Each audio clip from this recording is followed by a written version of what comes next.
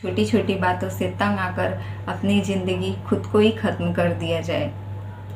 तो आज की कहानी भी मैं आप सभी के बीच एक लड़की की सुनाने वाली हूँ, ऐसी ही जो कि छोटी सी बात को लेकर अपने घर परिवार में एक झगड़े को लेकर खुद को फांसी पर लटका लेती है, वो भी। Hello friends, welcome back to my YouTube channel Sangeeta Rinku ji में आप सभी का फिर से एक बार स्वागत है। और आज मैं फिर से आप सभी के बीच एक नई और सच्ची घटना के साथ हाजिर हूँ। तो फ्रेंड्स, आज की कहानी शुरू करें उससे पहले अगर आप हमारे चैनल पर नए हैं तो प्लीज़ हमारे चैनल को सब्सक्राइब कर दीजिए और वीडियो पसंद आए तो लाइक कमेंट ज़रूर कीजिएगा। तो फ्रेंड्स, आज की जो कहानी है वह है बिहार के मधेपुरा ज़िले से, जहाँ की कहानी मैं हर रोज़ आप लोगों के बीच लेकर आती हूँ और सभी को यह बताना चाहती हूँ कि हमारे समाज में आज भी बहुत से घर परिवारों में लड़कियाँ सुरक्षित नहीं हैं। तो फ्रेंड्स, इस कहानी में जो कि मधेपुरा जिला से बेलरिया थाना अंतर्गत बड़हरी गांव से, जहां की एक लड़की रहती है चंपा देवी, जिसकी उम्र 24 से 25 साल की रहती है। इसकी शादी बगल के एक गांव में हुई रहती है और इसके पति जो इसके साथ नहीं रहते हैं वह पंजाब कमाने के लिए गए रहते हैं। यह चंपा देवी जो है इसके सास ससुर भी नहीं रहते हैं और यह अपनी जेठानी के साथ गांव में ही रहती थी।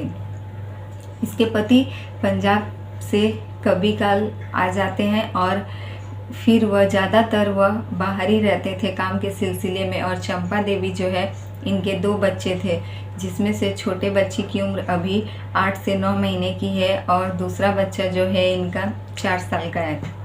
दोनों के दोनों बेटे ही हैं और यह चंपा देवी अपने दोनों बेटों के साथ अपनी जेठानी के साथ रहती थी।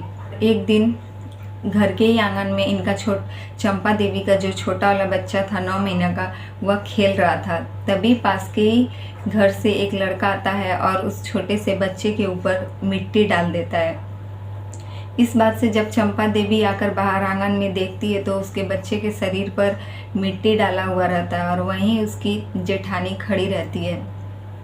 इस वजह से वह गुस्से में आकर अपनी जेठानी को कुछ बुरा भला कह देती है, जिससे उसकी जेठानी से दोनों में काफ़ी झगड़ा हो जाता है। और झगड़ा इस कदर बढ़ जाता है कि दोनों आपस में लड़ने के बाद दोनों अपने अपने कमरे में चली जाती हैं। फिर दोनों चंपा देवी के दोनों बेटे जो हैं उसी के कमरे में जाते हैं और चंपा देवी अपने दोनों बच्चों के सामने ही पूरा दुल्हन की तरह सजती धजती और सज संवर कर, जैसे कि एक नई नवेली दुल्हन तैयार होती है वैसे ही तैयार होती है और अपने दोनों बच्चों के सामने ही फांसी लगा लेती है। किसी तरह यह बात उसकी जेठानी तक पहुंचती है और वह जब आकर देखती है तो वह उसके मायके कॉल कर देती है। और चंपा देवी की एक बहन भी थी जो उसके साथ ही उसके ससुराल में रहती थी। वह भी शादीशुदा नहीं थी, वह अभी पढ़ती लिखती थी और वह कुछ दिनों के लिए चंपा देवी के साथ रहने के लिए इसके ससुराल आई हुई थी।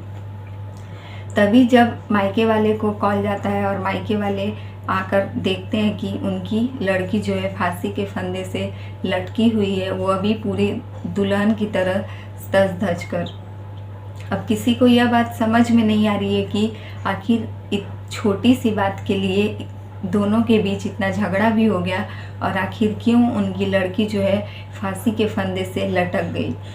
लेकिन पूरी घटना के बाद भी परिवार वालों का किसी के ऊपर शक नहीं है और ही वह लोग उसकी जेठानी के ऊपर भी शक कर रहे हैं। सिर्फ वह लोग का यही कहना है और चंपा देवी की जो वहाँ छोटी बहन रहती थी उसका भी यही कहना है कि दीदी का उनकी जेठानी के साथ झगड़ा हुआ और इसके बाद ही वह अपने कमरे में चली गई।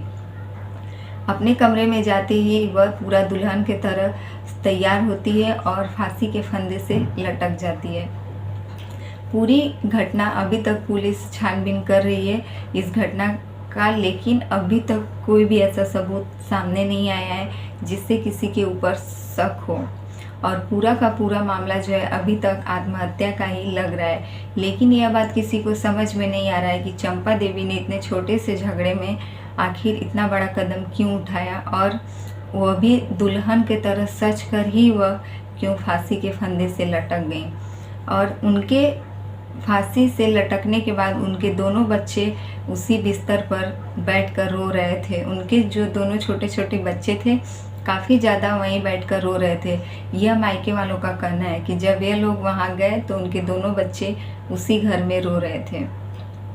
फिलहाल मायके वालों का भी किसी के ऊपर कोई शक नहीं है, बस इतना ही कहना है कि उसका उसकी जेठानी के साथ झगड़ा हुआ था।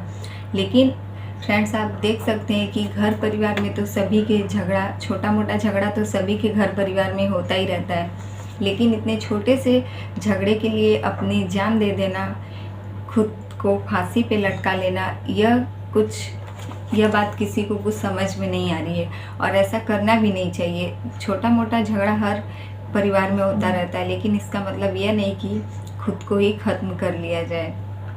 कुछ कभी कभी किसी बात को समझना भी चाहिए और हर हालात में, हर परिस्थिति का सामना भी करना चाहिए।